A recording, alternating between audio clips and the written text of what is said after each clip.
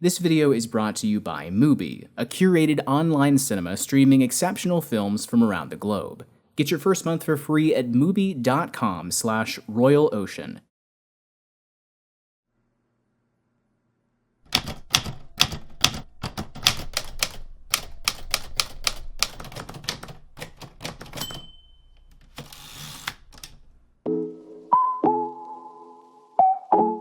Throughout the last couple of videos, I've been talking about the movies that have helped keep me from going insane over the pandemic.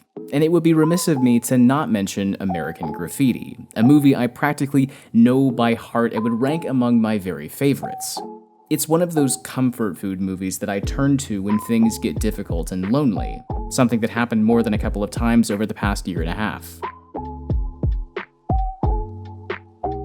But there's a snag in this. Something that had long itched at the back of my mind, something I'd always ignored but knew I would have to face someday. So last summer, I decided that it was time. Time for me to finally sit down, bite the bullet, and confront the disastrous sequel that I never wanted to see. And oh boy, do I have thoughts.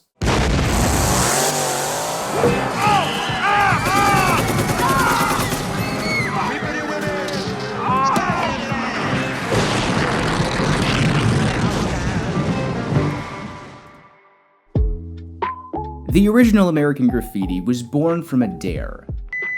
Then just back off, THX 1138. Back off for a second. George Lucas's directorial debut, THX 1138, was a dour, cynical, dystopian science fiction very much in the vein of 1984 and Brave New World. For his follow-up, Francis Ford Coppola, whose company American Zoetrope helped produce both films, challenged Lucas to do the opposite. Instead of something cold and harsh, something warm and fun, and that would appeal to mainstream audiences. American Graffiti's sequel was really only ever a cash grab. It's one of those movies that never really needed a follow-up in the first place, but was far too successful for Universal to not pursue producing one, which turned out not to matter when More American Graffiti became a significant box office disappointment. A studio-driven mess boasting a lousy title and missing one of its leads that was released far too long after the first film that joined the ranks of needless blundering sequels to other classics from the 70s. Movies like Jaws 2, Exorcist 2, Staying Alive, Texasville, and The Two Jakes. More American Graffiti is grotesquely misconceived, Janet Maslin wrote for the New York Times, so much so that it nearly eradicates fond memories of the original. You just never know on these things. I did a More American Graffiti, made 10 cents. Really? Just failed miserably. Really? You can do it. You can destroy these things, you know. This, and other responses like it, were the reason why I had virtually zero interest in ever seeing the movie. Plus, as overdramatic as it may sound, I just didn't want to see characters that I love potentially tarnished or ruined. But I came across some of the history behind the project, and was suddenly really intrigued. Now, George Lucas wasn't too awfully interested in the idea of a sequel, but he decided to stay on board as a producer since Universal told him that they were going to make the film with or without him. So, better to stick around and help guide the ship to safety than let someone else run it aground. Lucas hired up-and-coming director Bill Norton and provided him with the story and structure of the film. Where the first movie followed 4 Modesto, California youths on the last night of their summer vacation, the sequel would follow most of the same characters in 4 different locations on 4 consecutive New Year's Eves.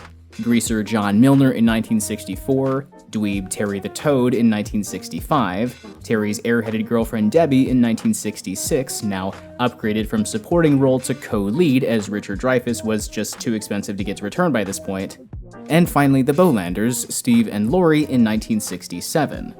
And the actual making of the movie was nearly as complicated as its narrative structure. You may have heard about the production of Return of the Jedi, and about how, despite there being a hired director in Richard Marquand, Lucas's role went beyond that of the typical executive producer. It wasn't just that he was especially careful over his story, it's that his control over every aspect of the production stretched pretty far. In that sense, he was a kind of ghost director. More American Graffiti wound up being a similar situation. Lucas, despite his promises to the contrary, couldn't stop meddling in the production, Brian J. Jones wrote in his recent biography. When he wasn't hovering over his handpicked director's every move, Lucas simply went around him. He would direct nearly all of the Vietnam sequences himself, then take over the editing process, further marginalizing Norton. Lucas knew he had run roughshod over his director, and admitted later that their conflicting approaches to the film hadn't worked. And yet, despite, or possibly even because of all of that, More American Graffiti is not only kind of wild, but it may just be one of the most unconventional movies that George Lucas has ever been a part of. Film critic Nathan Rabin put it in the most pitch-perfect way possible. If American Graffiti was the Beatles on The Ed Sullivan Show, More American Graffiti is the White Album.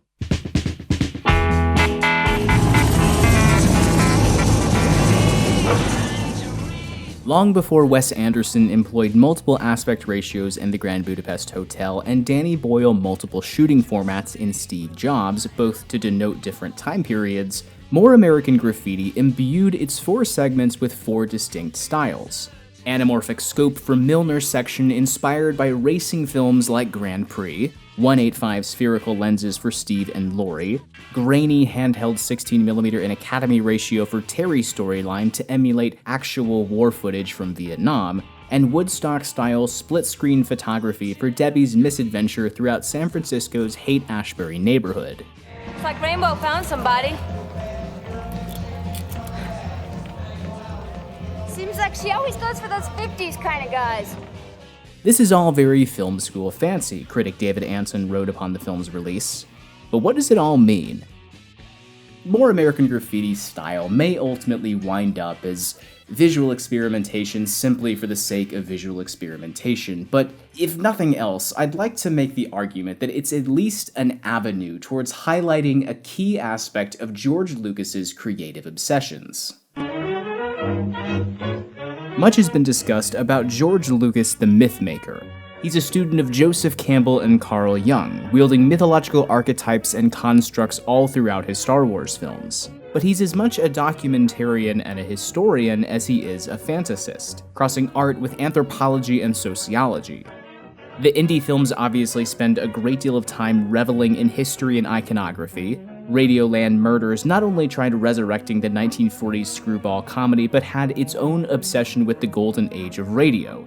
Throw a rock and you'll find a dozen readings on how the original Star Wars trilogy was a reflection of the Vietnam War, and the prequel trilogy a reflection of the Bush administration and the invasion of Iraq.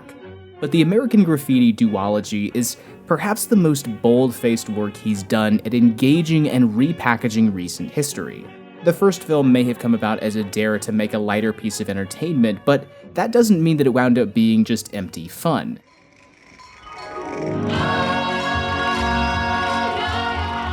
American Graffiti is a movie about everything coming to an end. It's set in 1962 at the tail end of what people have sometimes referred to as the American High, the era of economic growth and prosperity that began at the end of the Second World War and that ended, many people have argued, with JFK's assassination in 1963, when the country was plunged into what people usually think of when they talk about the 1960s. President Kennedy died at 1 p.m. Central Standard Time. And the movie captures this one specific point in time where things are teetering on the edge, right about to drop, and inundates every aspect of the movie with it. It's very much like what Tarantino did with Once Upon a Time in Hollywood, both stories about the loss of innocence and the transition away from a simpler and easier time. The pickings are really getting slim. The whole strip is shrinking. I remember about 5 years ago, take you a couple hours, tank full of gas just to make one circuit. The summer is on its last legs, high school has come to an end, childhood itself is slipping away, even rock and roll itself is dying. Why'd you do that? I don't like that surfing shit. Rock and roll's been going downhill ever since Buddy Holly died.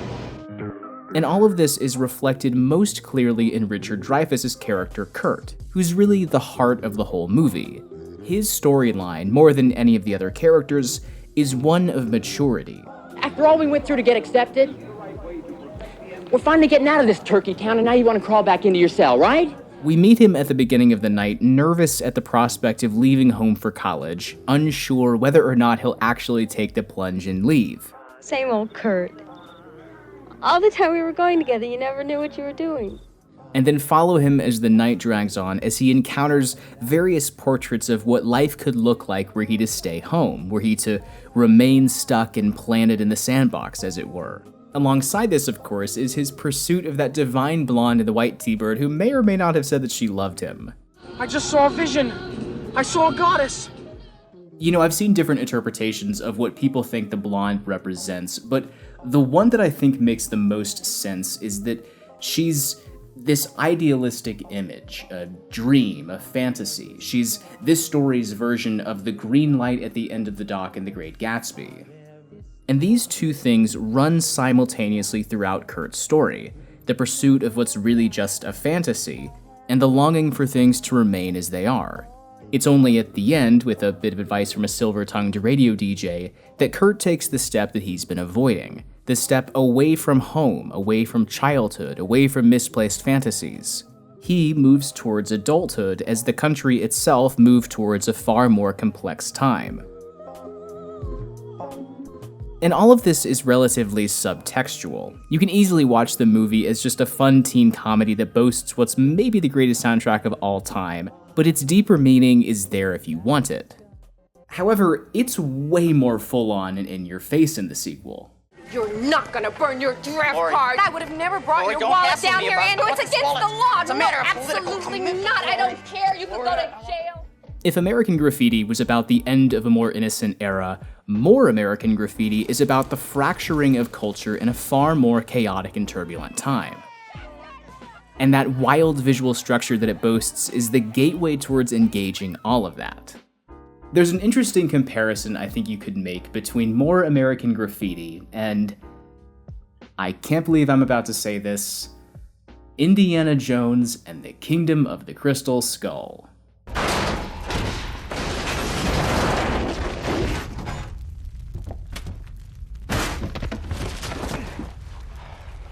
Both films updated their respective styles to fit with the times that they were set in.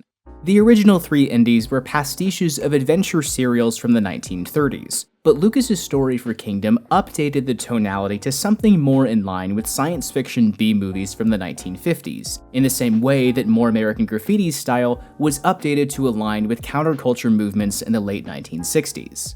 I know Kingdom of the Crystal Skull has its defenders, and that's fine, but personally, I just don't think that kind of stylistic updating worked for that movie at all.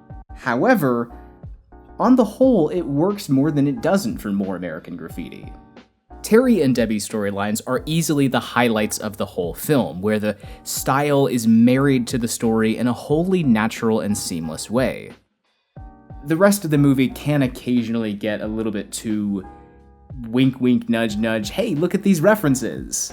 Perry's taking me to a coffee house. Coffee house. This is really most notable in Steve and Laurie's storyline, where they find themselves caught up amongst the campus protest scene. All of you that want to chicken out, please raise your hands. We have one vote. She's an outside agitator. Doesn't count. And it all comes across fairly shallow. Part of the problem is that for as good a job as the movie does elsewhere at updating everything, it basically just recycles their story beat for beat from the first film. The woes of teenage love may be upgraded to domestic squabbles, but Steve's still an insensitive jerk and Laurie's still angsty and overdramatic. They get into a fight, she runs away and gets caught up with some dangerous individuals, Steve searches for her, and they finally reunite and he apologizes for instigating the fight in the first place. And plopping that story down in the middle of a violent campus protest, is a weird choice. Holy shit!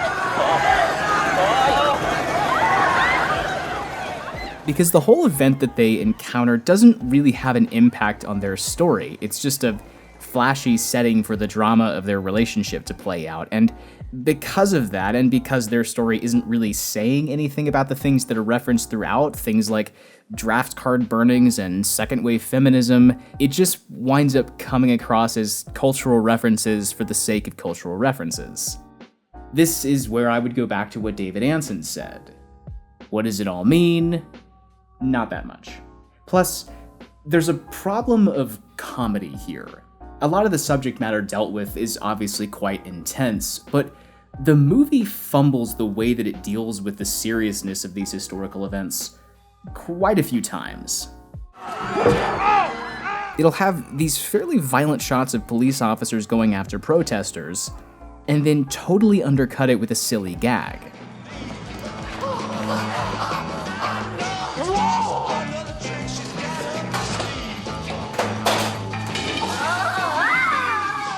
And it just feels entirely uneven and kind of uncomfortable.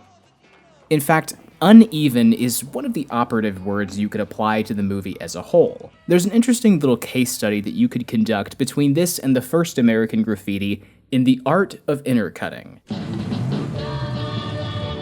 Holy smokes! Each movie is divided into 4 separate segments, and More American Graffiti adheres to a strict pattern. We start on a scene with Milner, cut to Terry, then Debbie, then Stephen Laurie, and then it all starts over again. Milner, Terry, Debbie, Stephen Laurie, 1, 2, 3, 4. And the entire film is laid out that way from beginning to end. 1, 2, 3, 4. 1, 2, 3, 4. 1, 2, 3, 4. Whereas, go back to the first film and you don't see that same pattern at all. The first American Graffiti, edited by the equally legendary Verna Fields and Marcia Lucas, has far more of a randomness to the way that it links together its 4 stories, bouncing, for instance, from Kurt to Terry, back to Kurt to Milner to Stephen Laurie, back to Kurt, then back to Stephen Laurie. The layout not at all adhering to that strict 1, 2, 3, 4 lineup. Combine that with the film's soundtrack, and the effect is this real lyrical flow that it achieves. It's very much a musical as Lucas intended it to be. Man! Who insists on the welfare telephone? Hello, it's Colette. Pardon me, your name is Colette? Yes, Colette call for what? Your name is Colette Call? The sequel feels much choppier. It moves in fits and starts. It's very fractured, which I suppose may have been part of the intention, but it renders the film much slower. Both movies boast pretty much the same runtime, but More pretty undeniably feels much longer and drawn out. One more quick note about the comedy in the movie. Like Stephen Laurie, Milner's storyline to an extent reflects his story from the first film, but instead of getting accidentally paired up with a precocious kid, this time he's paired up with an attractive blonde from Iceland who doesn't speak a word of English. Which sounds like a plot taken straight from a beach party movie. I don't know. It's really pretty silly. Nej, þú heldur ég sé sænsk. Ég íslensk. Huh? Veistu ekki hvar Ísland Eastland? I don't know where it is. Heyrðu, Ísland er pínulítið land, það rétt hjá Norðurpólnum. North Pole? You from the North Pole? It's a bit of a shame, really, because like Kurt in the first film, Milner is arguably the heart of the movie. Hell, you know what I'm gonna do for you? I'm gonna capture you a VC flag. Nah, don't do that, man. Just come back alive. If the first film was about waving goodbye to the innocence of childhood, this film is about the rocky steps of young adulthood. And despite its goofy comedy, there's a real sense of melancholy that hangs over the entire film. From the get-go, we know where things are going for Milner. It's referenced in that final title card in the first film. We know that his death is quickly approaching, and because of the movie's narrative structure stretching over multiple years, we get glimpses into the way that his death impacts the others' lives. You know, New Year's is really depressing for me. It's really weird, but I have lost 2 friends on New Year's Eve. Kind of an anniversary.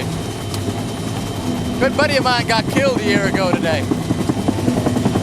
Did you call one? No, it was back in the world. John Milner, you knew him. Had the hottest wheels in the valley. Good buddy of mine. good friend.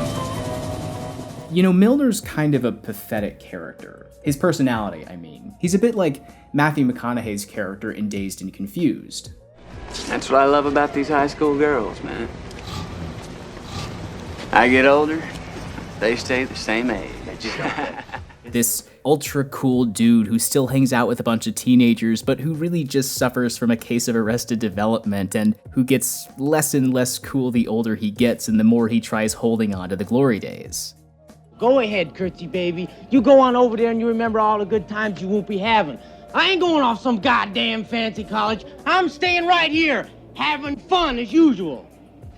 And here in More American Graffiti, you get the feeling that Milner is finally starting to grow up, that he's starting to turn things around and venture down the right path, which in turn just makes his ending and the ending of the movie all the more tragic. That final shot of him driving off towards the horizon is truly chilling.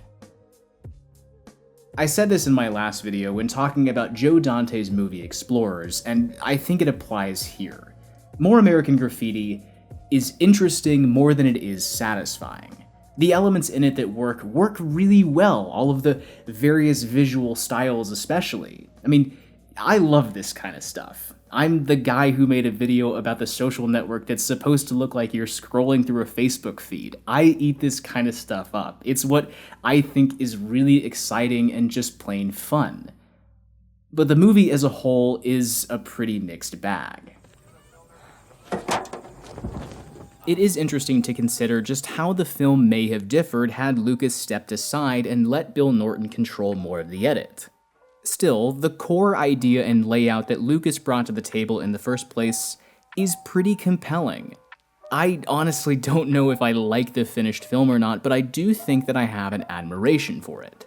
You could easily picture a routine standard follow-up that brings one or two of the kids back, has some new leads, but just winds up doing the same thing where they cruise around, get into trouble, and listen to Wolfman Jack on the radio all night. It would turn into the Beach Party series.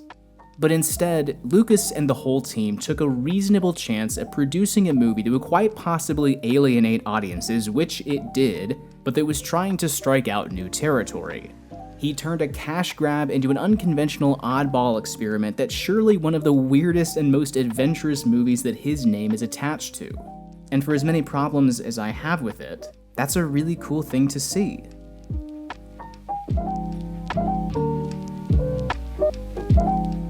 You know, one of the best places to find films that take risks and that don't always play things safe is Mubi. If you don't know, Mubi is a curated streaming service showing exceptional films from around the globe.